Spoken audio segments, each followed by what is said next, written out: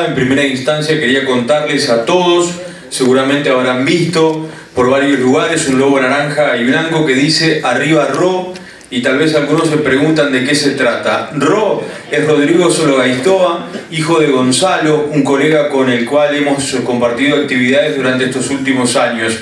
Hace casi 2 años Rodrigo sufrió un accidente mientras se bañaba en una piscina junto a su familia y tuvo una lesión muy severa que le ocasionó cuadriplegia. A los 17 años, con su capacidad neurológica y habilidades intelectuales intactas, se está enfrentando una realidad muy dura en estado de plena lucidez. Para poder encarar de mejor forma posible esta etapa en la vida de Rodrigo, sus familias y amigos crearon Arriba Ro, un movimiento para recaudar fondos para su rehabilitación. Dicho esto, vamos a comenzar con esta charla que se denomina Extensiones de Seguridad del Sistema DNS.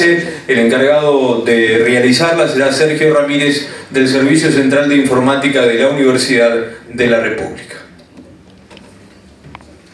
Bueno, yo hablo bajito, si quieren hablo con micrófono. ¿Me oyen por allá? Sí. ¿Sí? Bueno, entonces yo prefiero no hablar con micrófono. Bien. Primero, muchas gracias por estar acá, un día tan lindo, una tarde tan linda, mucho mejor estar ahí en la planada de la Intendencia, estar aquí, además en el peor horario para dar una charla después de comer.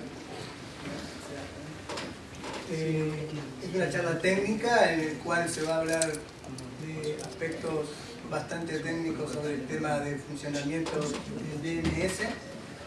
Espero que sea atractiva y cualquier duda durante la misma, si para aclarar algún concepto, levantan la mano, me preguntan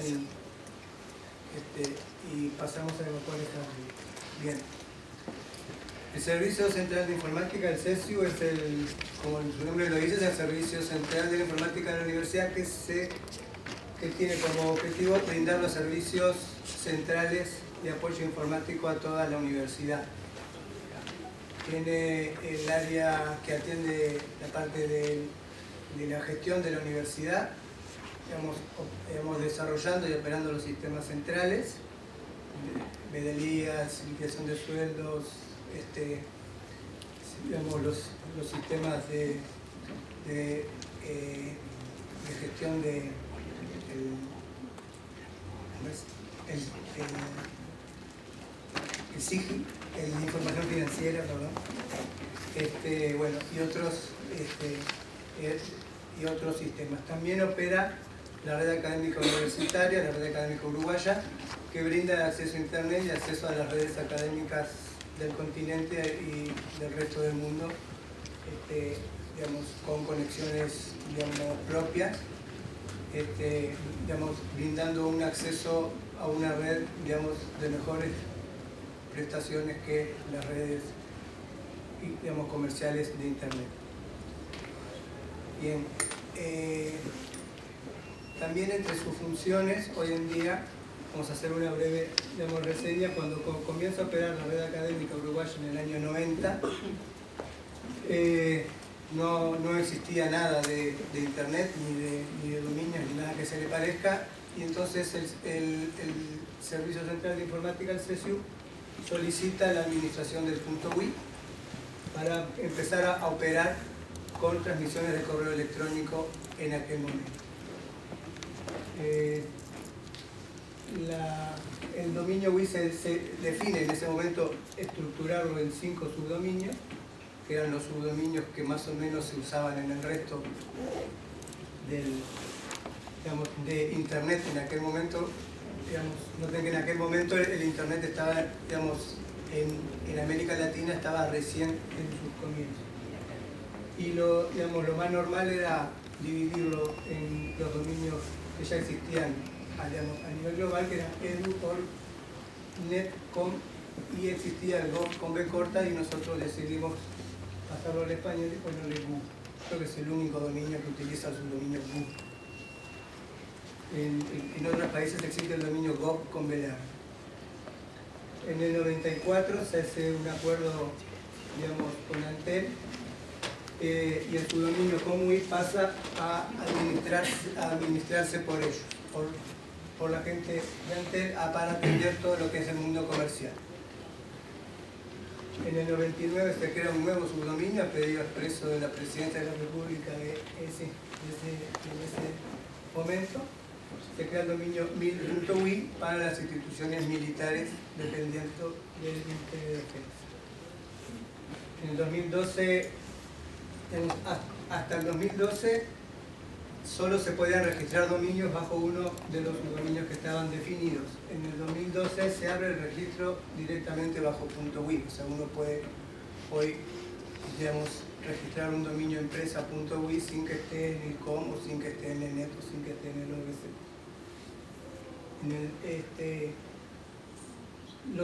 Digamos, hasta ese momento, hasta el 2012, los únicos que podían registrar dominios directamente era el CESIU para todos los dominios que administraba y Antel para el dominio com.ui. En el 2013 habilitamos la figura de agente registrador solamente por el momento para los dominios registrados directamente bajo UI. O sea que hoy, para registrar un dominio bajo .ui, uno lo puede hacer directamente en nuestro servicio, lo puede hacer en Antel, lo puede hacer en Intersys, que es un agente registrador, y lo puede hacer también en Montevideo.com, que son los 4 agentes registradores para dominios UI. Bueno, y en el 2015 se firma la zona UI y la zona de segundo nivel de uso público, o sea, digamos, solo las EduWorld, UNET, COM y MIR, para habilitar lo que es DNSC, que es el objeto de esta charla. No sé si todos están familiarizados con el DNS, con lo que quiere decir y de qué se trata. Vamos a repasarlo rápidamente. DNS quiere decir Domain Name System, y lo que hace es almacenar toda la información asociada a los nombres de dominio. Todo el mundo conoce los nombres de dominio: google.org, google.com, google.com.ui, o sea, lo que hay asociada, toda la información que hay, digamos, asociada a esos nombres de dominio están en una base de datos que es, digamos, por naturaleza distribuida. La información está almacenada en diferentes sitios. Los nombres que ya vamos a ir, digamos, profundizando un poquito más en cada uno de estos puntos. La estructura de los nombres de dominios es jerárquica y el protocolo DNS está basado en la arquitectura cliente-servidor. La base de datos, digamos, está compuesta, digamos, los principales campos de esta base de datos es el nombre propiamente dicho, que ahí está el nombre del dominio. El TTL es un campo que dice el tiempo que puede durar ese registro en los cachés, que después lo vamos a ver, digamos, lo que son. La clase, que es de internet, eso, digamos, casi siempre es la misma. El tipo, que indica, digamos, la interpretación de los datos que están en el campo de RR-Data. Ahí tiene, por ejemplo, el registro tipo A, lo que va a tener almacenado es la dirección IP asociado a este nombre de dominio. Esta dirección 4A tiene una dirección también IP, pero del tipo IPv6. El registro MX tiene asociado cuál es el servidor de correo para el dominio route.edu.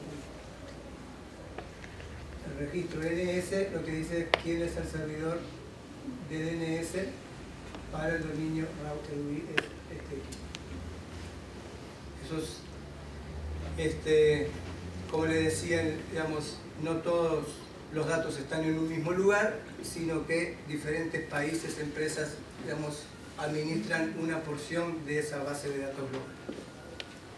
Y ahí el carácter punto, digamos, que es lo que separa las etiquetas, va a permitir usar, digamos, el punto para delegar lo que se llaman zonas de administración. Acá, por ejemplo, en este ejemplo, hay registros de la zona route.edu.ui, pero también podemos tener, digamos, la zona UI, la zona edu y la zona route.edu. Las zonas no se corresponden exactamente con un nombre de dominio, sino que tienen que ver con la forma en cómo se administra. Acá tenemos la zona raíz, que se representa por un punto, que es administrada por el ICANN a través del IANA, que es el organismo que administra la zona de primer nivel. Después tenemos la zona WI,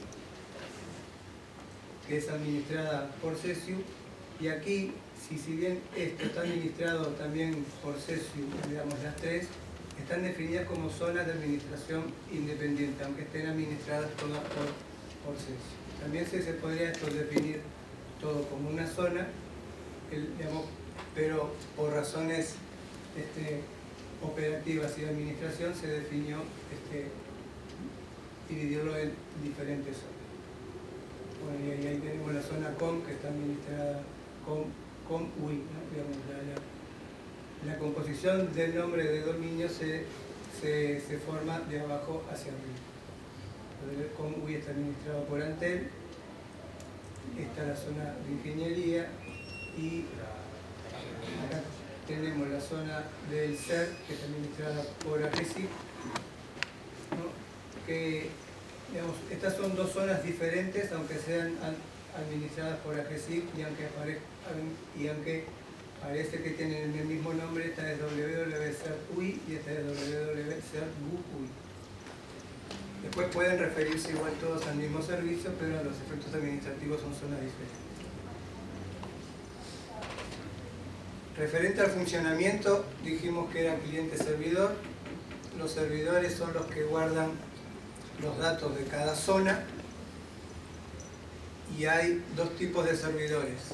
Los autoritativos son los que tienen la información, digamos, la información posta de la zona, o sea, digamos, son los que tienen el derecho de publicar, digamos, los registros asociados a la zona. Cada zona tiene que tener por lo menos un servidor autoritativo primario y uno o varios secundarios por razones de redundancia y de estabilidad del sistema DNS. Los servidores recursivos reciben las consultas del cliente, no tienen los datos de la zona, sino lo que hacen es preguntarle al primario correspondiente cuál es el dato, recibe la respuesta y él le contesta, y a su vez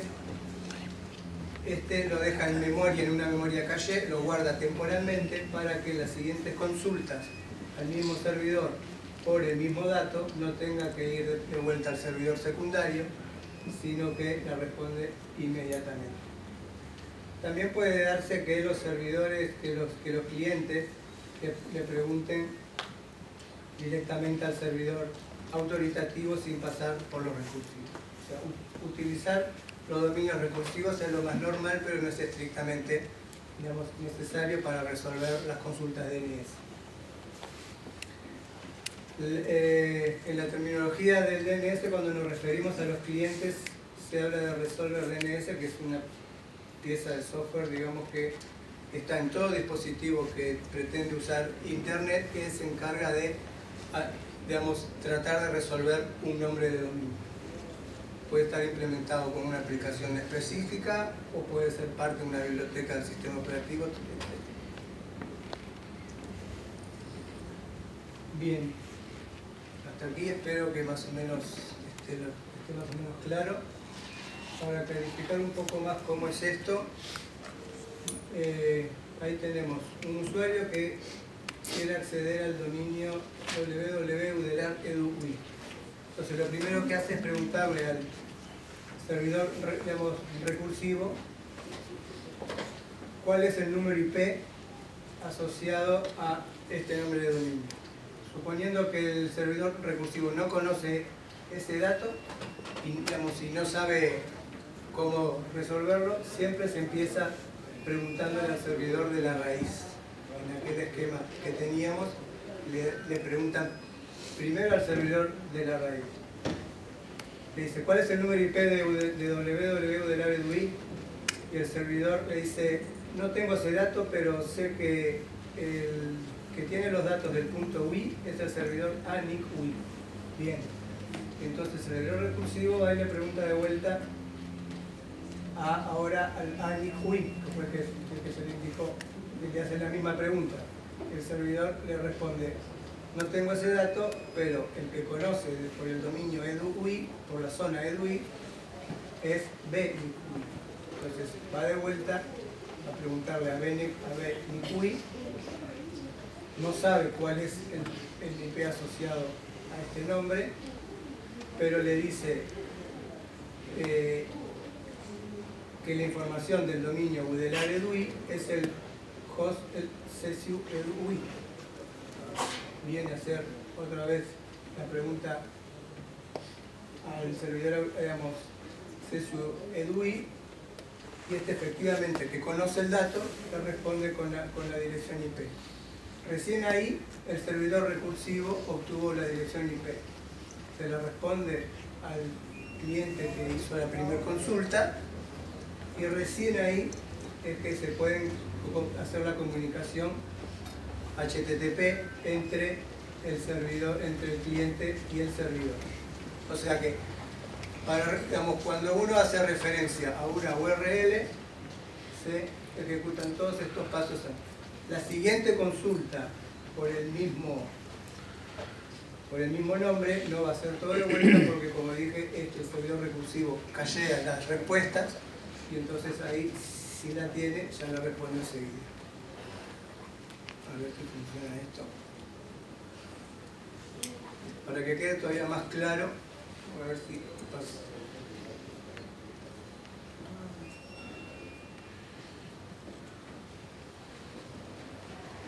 Un videíto.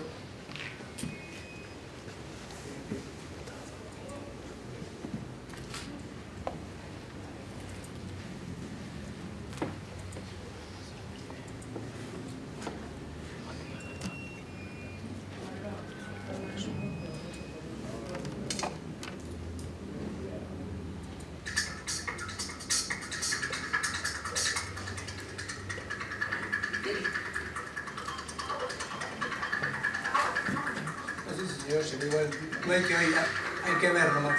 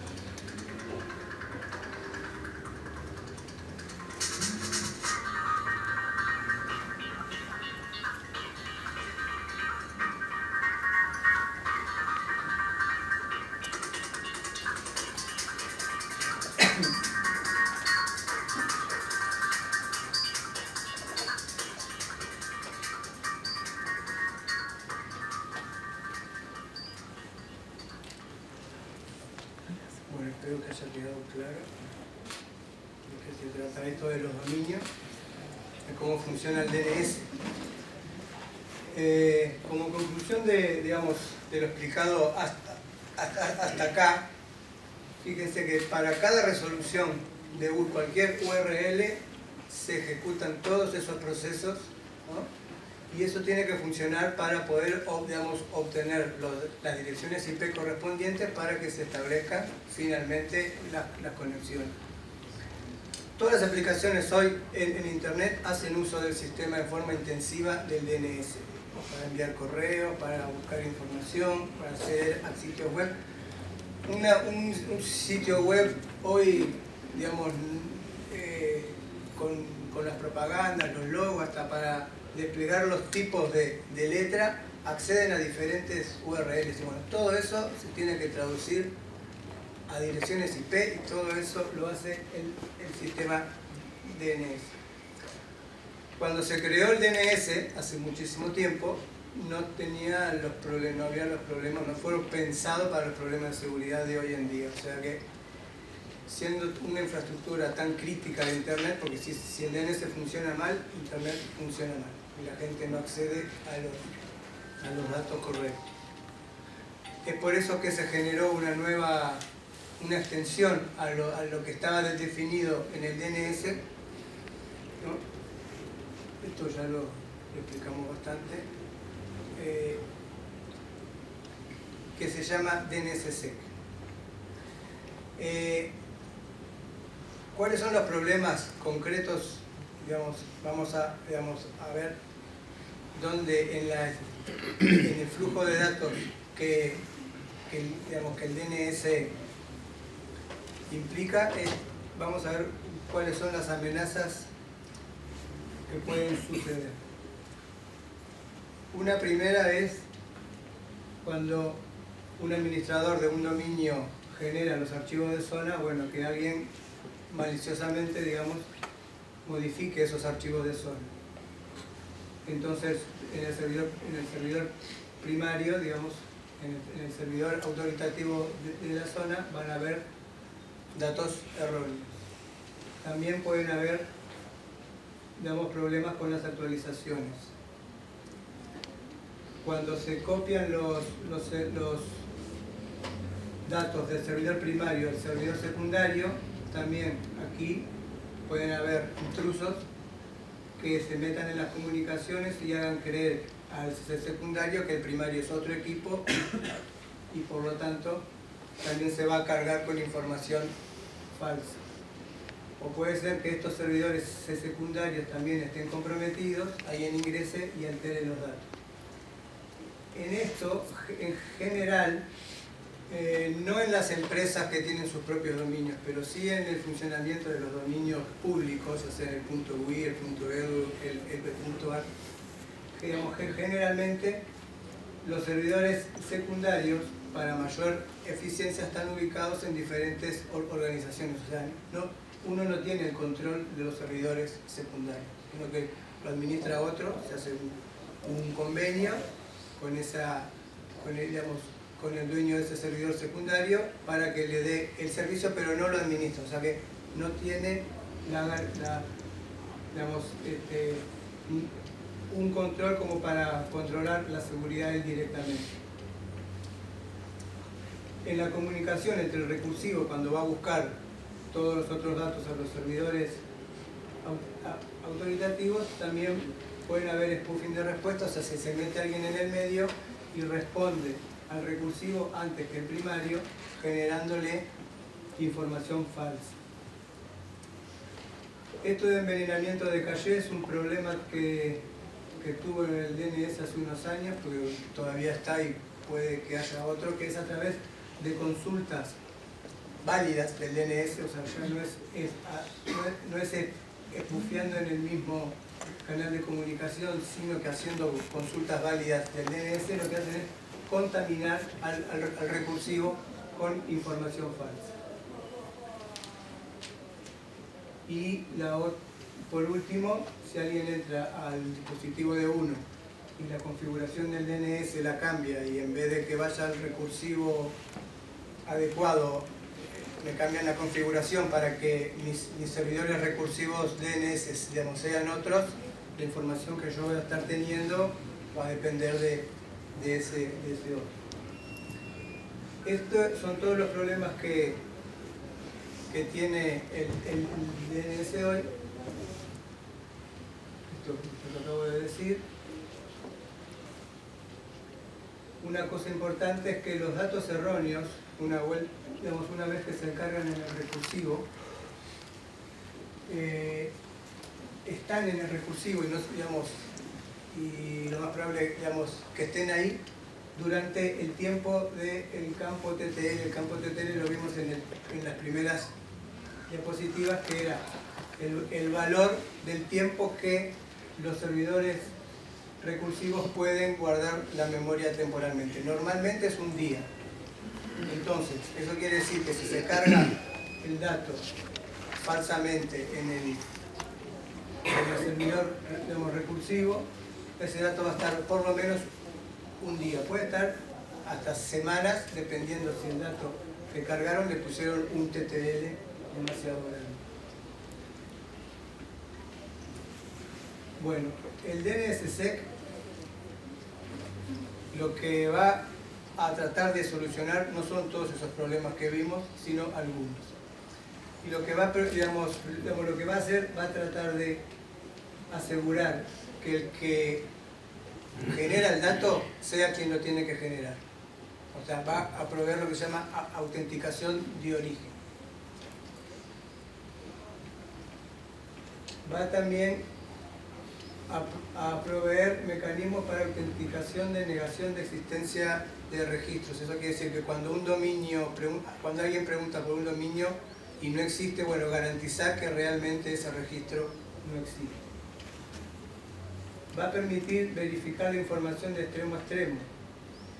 Quiere decir que entre el servidor, digamos, primario y el cliente, cuando viajó la información, el cliente va a poder verificar que los datos que salieron del primario están firmados por quien tiene que estar firmado y que además los datos no fueron modificados durante su transmisión. Y lo otro importante también es que va a proveer mecanismos para delegar la confianza en la delegación de zonas. Esto lo vamos a ver más adelante, pero es un aspecto importante lo que hace a la confianza del sistema DNS. Entonces, los problemas que vimos, estos problemas, mucho el DNSSEC no puede hacer, porque si los datos se generan mal de entrada, están mal generados, el DNSSEC no va a solucionar ese tipo de datos. La alteración de datos entre el servidor primario y los secundarios, diríamos que casi siempre sí, pero no 100%. Hay algunos aspectos de esta comunicación que pueden ser salteados, digamos, pueden burlar, digamos, al DNSSEC. Lo que sí va a solucionar son todos estos problemas. O sea que si el dato sale de aquí, llega al dispositivo del usuario y este va a poder determinar que el dato que le llegó es correcto. O sea que si alguien intenta hacer este tipo de ataque, va a ser detectado. Y contra esta vulnerabilidad que le modifiquen a uno el sistema, el propio dispositivo, eso el DNSSEC no lo soluciona. Bien. Yo sé que esta charla es media pesada, porque es muy técnico, así que ahora se va a poner un poco más pesada porque vamos a ver los repasos de criptografía. Para poder entender bien cómo el DNSSEC, qué mecanismos usa para poder realizar esa autenticación de datos. La función de hash lo único que hace es, a partir de una cadena de largo variable, se le aplica una función de hash que la convierte en una cadena de largo fijo. Hay muchos algoritmos que hacen eso. A nosotros lo que nos va a interesar es la función de one way hash, la cual tiene estas dos propiedades, que es muy difícil, digamos, a partir del resultado del hash, encontrar cuál es el mensaje original y que dos mensajes diferentes van a dar generalmente diferentes hash. Bueno, todos sabemos, bueno, no sé si todos sabemos, pero para encriptar datos se hace a través de una llave. Digamos, en este caso vamos a ver lo que es la llave simétrica. Digamos, en este caso un usuario le quiere, digamos, María le manda un mensaje a José, digamos, y quiere que no sea interceptado y leído, digamos, en el medio, lo que hace es lo encripta, lo cifra, digamos, con una llave, y José, para poder leer ese mensaje, lo tiene que descifrar con la misma llave, por eso se llama llave simétrica. O sea que María de alguna manera le tiene que hacer conocer a José, digamos, cuál es la llave. Este método en el DNSSEC, al estar los servidores y gente, digamos, entre la cantidad de servidores que deberían cifrar los mensajes y la cantidad de dispositivos que deberían descifrar, digamos, el tema de la administración de esas llaves no es lo más adecuado. Entonces se utiliza lo que es con la llave, el sistema con llave asimétrica o sistema de llave pública. Aquí, digamos, se genera, José, digamos, genera dos llaves, una privada y una pública. Si alguien le quiere enviar un mensaje cifrado y que solo José lo pueda descifrar, entonces, digamos, tiene que cifrarlo con la llave pública de José. Y aquí no hay problema en que José puede publicar esta llave a todo el mundo para que quien quiera le pueda mandar mensajes cifrados. Y solo él va a poder descifrar. Ese es un uso que se le da al sistema. Otro uso que se le da a este sistema de llave pública es el firmado digital. Y acá aparece el tema que vimos recién del hash. Para la firma digital, lo que nos va a garantizar es que el mensaje llega inalterado al destino. La forma de hacerlo es el mensaje que quiere enviarle María a José, le aplica la función de hash, y a esa función de hash le aplica un cifrado con su llave privada. Se genera unos datos aquí que se llama firma digital y se transmiten al destinatario. Luego, en el destinatario se separa las dos piezas de información. Tiene el mensaje original sin encriptar, porque acá no estamos hablando de pasarle el mensaje en secreto, sino pasarle el mensaje y que le llegue en forma inalterada. Entonces, lo que hace José es, con la llave pública de María, o como fue encriptada, digamos, fue cifrada con la privada, se puede descifrar con la pública, obtiene el hash que en teoría había generado Mariano. Pero a partir del mensaje que le llegó, él le aplica la misma función de hash y va a obtener otro valor. Si los dos valores son iguales, entonces ahí uno puede decir que el mensaje llegó inalterado. Cualquier cambio en el mensaje, esta comparación va a dar negativo. Esto es para que quede en la transparencia de la explicación del esquema. Y el otro concepto que quería mostrarles para poder entender cómo funciona el DNSSEC que es lo que se llama la cadena de confianza, en una estructura jerárquica.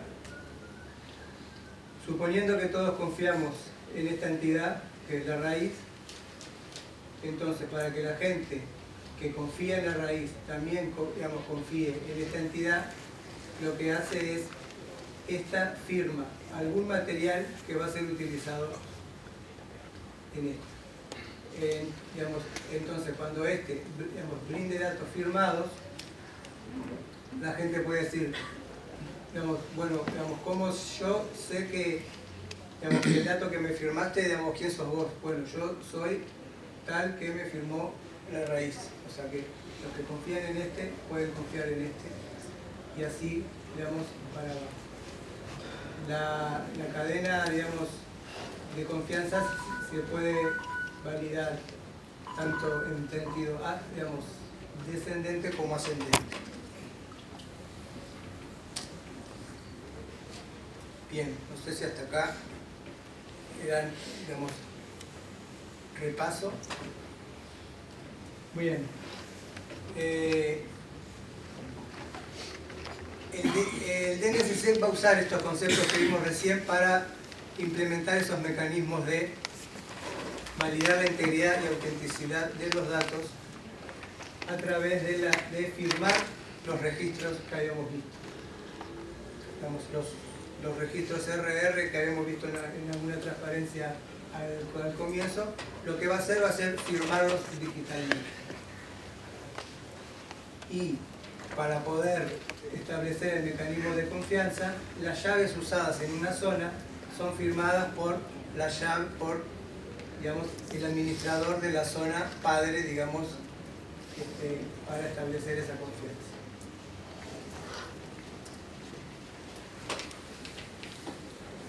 Además de los tipos de registro que vimos al comienzo, en el DNSSEC aparecen 4 nuevos registros, básicamente. Esto es un esquema de cómo aparecen los datos, son mucho más complicados de leer que los otros. Vamos a empezar con este, que es el principal. El registro RRC lo que va a hacer, va a contener la firma digital no de un solo registro, sino de un conjunto de registros. Este conjunto de registros son los que tienen el mismo nombre, tipo y clase. Por ejemplo, cuando se delega el dominio desde la zona OR a la zona ASIAC.org, se incluyen estos 3 tipos de registros, que quiere decir servidor de nombre, NS, Acá lo que dice es que el dominio ASIAC.org está servido por este servidor.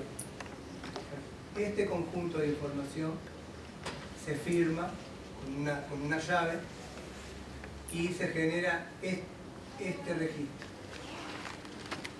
RRC. Aquí ya con las firmas empiezan a aparecer unos conceptos nuevos en el tema de DNS, que son los conceptos del tiempo. Antes en el sistema DNS uno generaba un registro tipo A y eso podía estar eternamente sin que se tocara y eso valía siempre. A partir de DNSSEC, como son firmas, si bien todos los conceptos esos de criptografía, que una clave privada no se puede saber a partir de la pública, eso es, dentro de ciertos, vamos a aplicarlo, mejor, para poder, averiguar una clave privada a partir de una pública, matemáticamente se podría hacer, pero si simplemente sería muy costoso y demoraría mucho tiempo con la tecnología de hoy. Pero no significa que sea totalmente imposible averiguar una clave privada a partir de una pública, porque ese es más complicado. Eso hace que las llaves que se generan tengan que ir cambiando.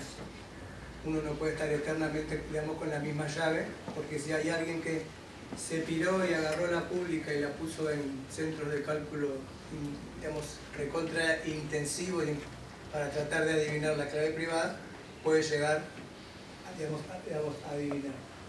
Y si tiene mi clave privada, puede firmar por mí, lo que hace que todo el sistema del DNSSEC pierda sentido. O sea, la llave privada, digamos, hay que mantenerla siempre en secreto. Entonces les decía que aparecen las nociones de, digamos, de tiempo. Aquí lo que dice es que esta firma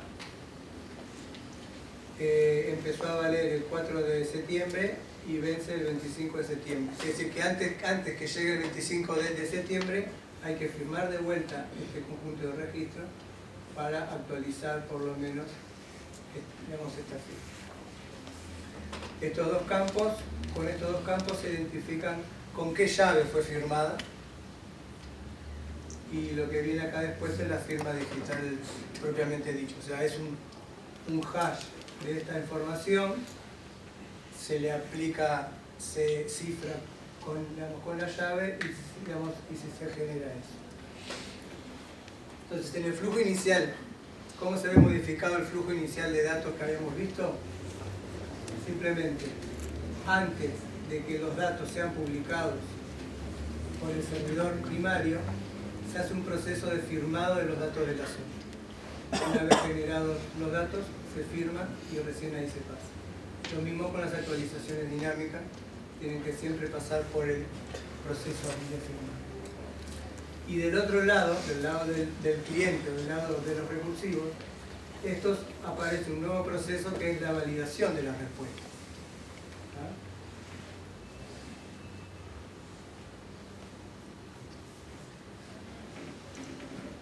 Acá les muestro un ejemplo de lo que una consulta de registros tipo NS es el dominio Wii. Esta consulta fue hecha a un servidor recursivo que no tiene validación. Entonces, cuando pasa eso, el DNS sigue funcionando, normal. O sea, los servidores que no entienden el protocolo DNSSEC funcionan, digamos, normalmente. No es que una vez que uno firme una zona, entonces siempre se va a tener que validar. Digo, digamos, cuando uno firma una zona, habrá gente que valida las respuestas y habrá otra gente que no, digamos, que no valida.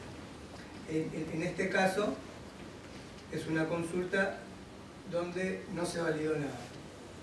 Y esta es la lista de servidores del dominio Wii. Como les decía al principio, hay varios servidores en diferentes partes del mundo, concretamente en UI. Tenemos este está en Europa, este en México, Brasil, este es de Antel, este está en Estados Unidos y estos dos son de Suecia. Bueno, y esta es una consulta hecha a un servidor que sí valida, sí sabe DNSSEC y sí valida la respuesta. Como muchos sabrán, este es el servidor recursivo de Google. Google está validando las consultas DNS. Fíjense que la misma consulta, digamos, simplemente que le agregué aquí para decirle que me devuelva los registros de los DNSSEC, me devuelve la misma lista, capaz que en diferente orden, pero eso no importa, y la firma del registro de los registros. Y acá hay dos datos importantes.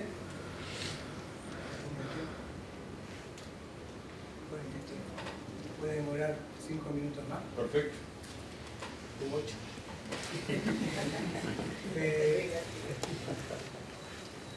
Les decía, esto simplemente para si hay alguno que tiene experiencia acá con DNS, este flag indica que el recursivo entiende DNSSEC y este flag que está acá dice que la respuesta se autenticó, esto quiere decir Authenticated Data. O sea que el recursivo ya me dijo a mí, o sea, obtuvo el dato me da esto, pero además ya me dijo que esta firma es válida. O sea, ya hizo todo el proceso de verificación de firma. Bueno, vamos a ver rápidamente el tema de las llaves, porque me quedan 5 minutos. Ahí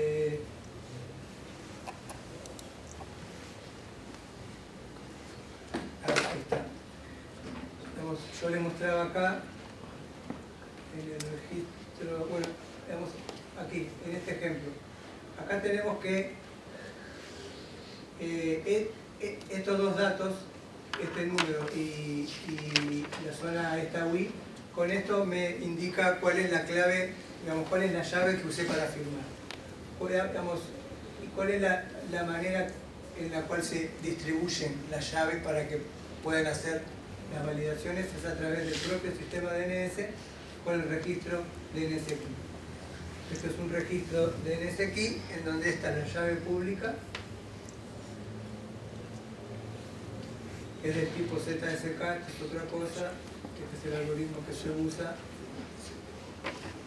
Esta es la llave del tipo KSK del dominio WIP, que es más grande que la otra.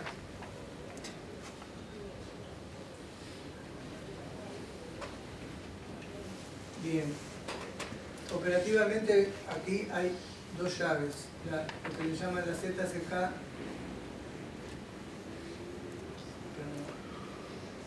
y la KSK. Porque la idea es que para establecer la cadena de confianza,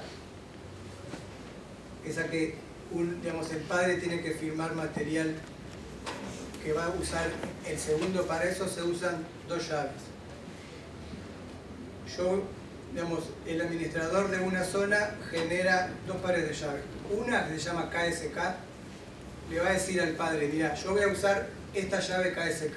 Entonces el padre lo que hace es, me firma esa llave KSK. Pero yo no voy a firmar con esa llave directamente los datos de mi zona. Lo que voy a hacer es, genero otras llaves que se llaman ZSK y esas son las que voy a utilizar para firmar todos los registros de mi zona. O sea, que el padre me firma mi KSK, la KSK firma la ZSK, con la ZSK se firman los registros. No sé qué complicado puede parecer. Puede ser complicado entender esto, requiere pasar varias veces por estos conceptos, pero no es tan complicado. Ejemplos, ahí va, perdón. Digamos, la manera de que el padre firme el material de la segunda es a través de un nuevo registro que se llama DS, que hace referencia a la KSK, en este caso de UI. Digamos, cada uno cuando quiere delegar con confianza un dominio, lo que hace es firmar, digamos, la KSK que va a utilizar el dominio delegado. Y eso se hace a través del registro DS. Estos son ejemplos para el dominio UI. Estos datos están en la raíz, o sea, en el que me inicia la. Y esto lo salteo porque es más complicado todavía y no hay mucho tiempo para explicar. En resumen, el DNSSEC nos provee desde quien genera los datos hasta quien los consume, integridad de datos. O sea, el que los consume los puede consumir con total, digamos, confianza porque están firmados y están, digamos, y no fueron, digamos, modificados en el medio. Para que esto funcione en el ecosistema de Internet, los responsables de los dominios tienen que firmar los dominios y los responsables de los recursivos que validan tienen que validar. Si no, por más que uno firme, si nadie va a usar esa firma, y esto es como el huevo o la gallina para lo que es el desarrollo de DNSSEC. Los operadores de recursivos dicen, ¿para qué voy a activar la validación si no hay muchos dominios firmados? Y los responsables de los dominios dicen, ¿para qué voy a firmar si nadie lo valida? O sea, pero hoy estamos en un proceso de impulsar que todos los responsables de los dominios, al menos esa es nuestra función, digamos, tienen que firmar, digamos, sus propios dominios. Paso un poquito esto también, igual está en la transparencia. Algunos impactos operacionales de esto no es gratis, en el sentido de que me pongo a firmar y ya está. Los operadores de zona van a tener digamos, van a generar zonas de mayor tamaño, o sea, los servidores van a tener que tener un poco más de memoria. Tampoco es mucho, digamos, el impacto.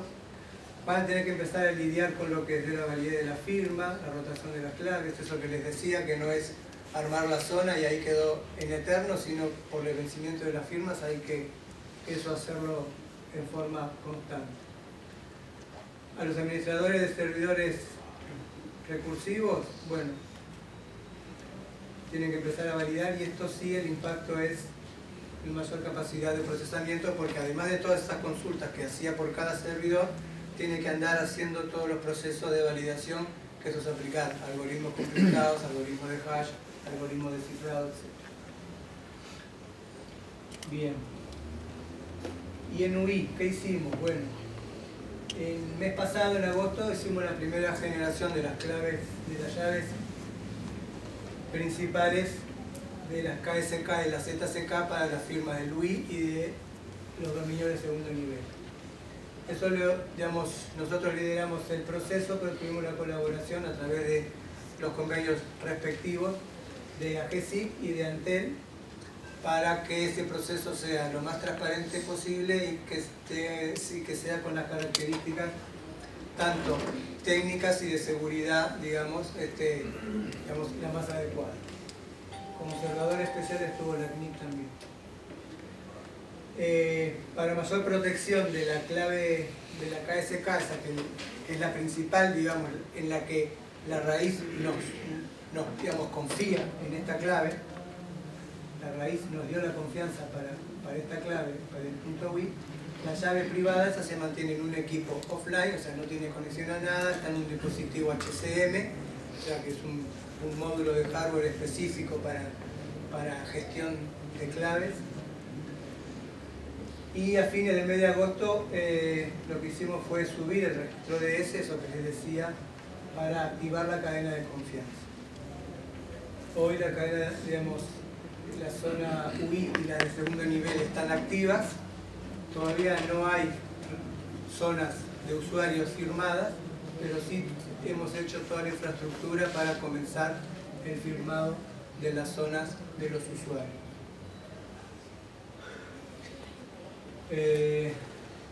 Nuestros planes son que entre octubre y noviembre vamos a empezar a recibir a alguien que quiera firmar su zona. Bueno, vamos a aceptar los registros DS a un número limitado de usuarios, porque la gestión del DS todavía la vamos a hacer medio controlada. Recién el año que viene vamos a activar en forma automática en los sistemas de registro de dominio la activación del registro DS.